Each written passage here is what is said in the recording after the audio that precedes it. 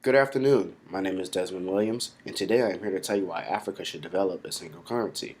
First, I will give a brief history of African currency, followed by the benefits of a single currency. Then, I will talk about the process to develop a single currency and the challenges faced.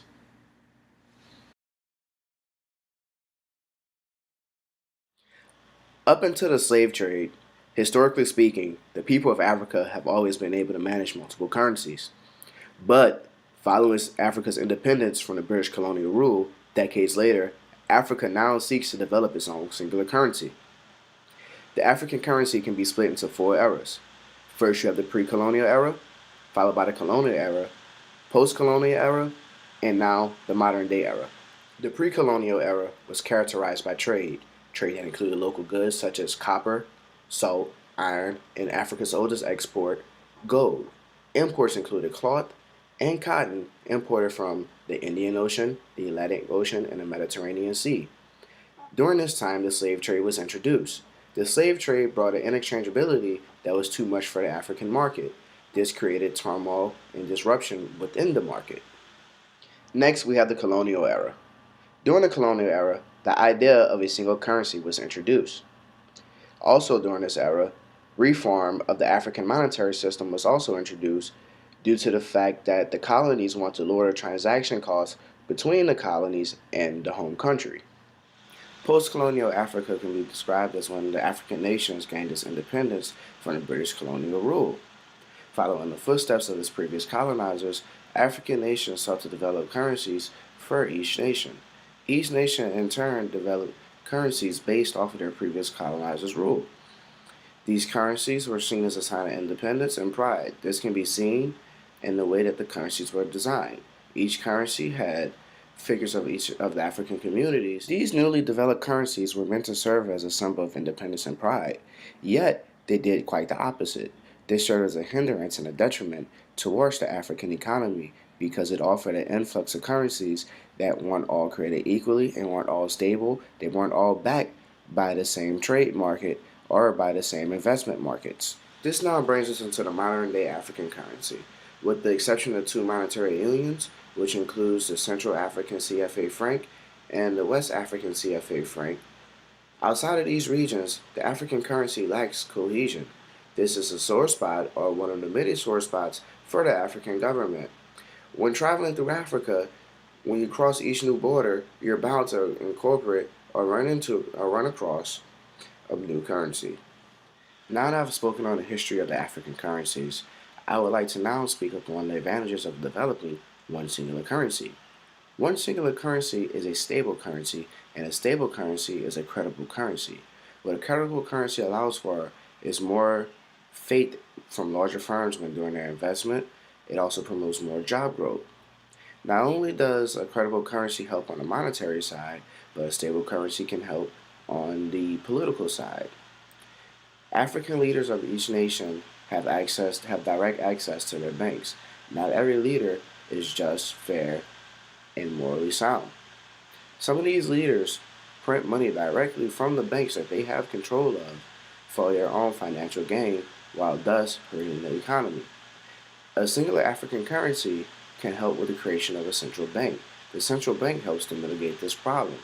Through a central bank, these corrupt leaders lose the power to do their own banking, so to speak, in layman's terms. As a simple reiteration, yes, it is wise for Africa to develop one singular currency. The benefits, the long-term benefits far outweigh the short-term strife.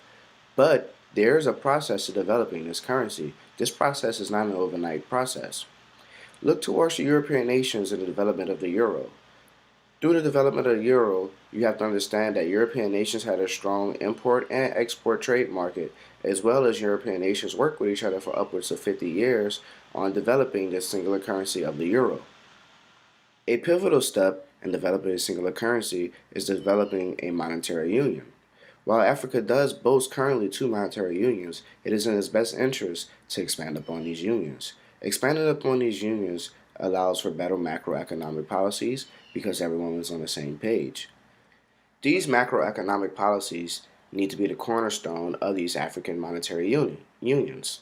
For instance, the macroeconomic policies need to dictate inflation rates and budget deficits necessary to enter into these unions. Also, defined inside these policies are hefty fines for any violations that may occur.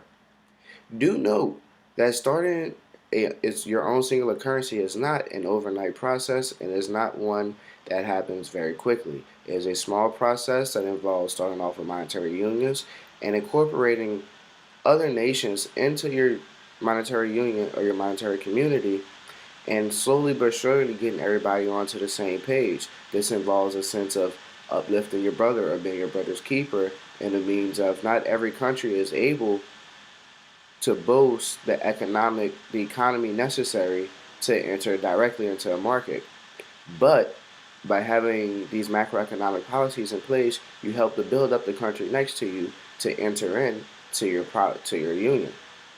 Once you have enough unions, you can then combine these unions into one singular currency under one national bank.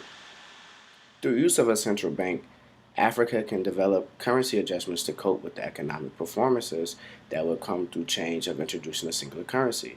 It is the central bank's job to use its power in the right way so that it can adjust exchange rates to the actual economic situation, and this way help to avoid high unemployment rates. These high unemployment rates will come through economic shocks and as well as spillover effects of creating that new singular currency. The New Partnership for African Development, or NEPAD, was created as a means to help with the process of creating one singular currency.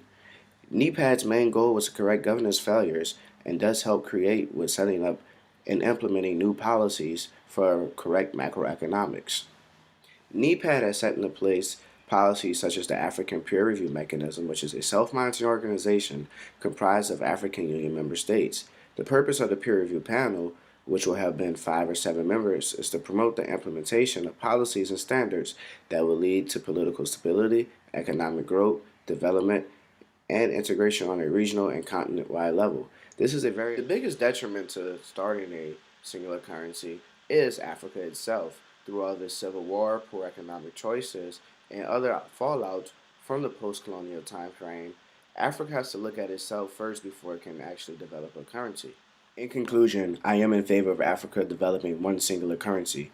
The singular currency, while does not boast too many short-term gains, does boast long-term gains and provides a symbol of peace and unity in the African government and the African community. But the African leaders do need to understand that this is not the end-all be-all solution for all of its problems. Africa has problems that are rooted far deeper than just that of a singular currency and does not need to place all of its hopes on a singular currency. A singular currency can provide a more stable currency and in turn can promote and attract more investment from richer countries. Thank you for your time. My name is Desmond Williams. I hope you have a great day.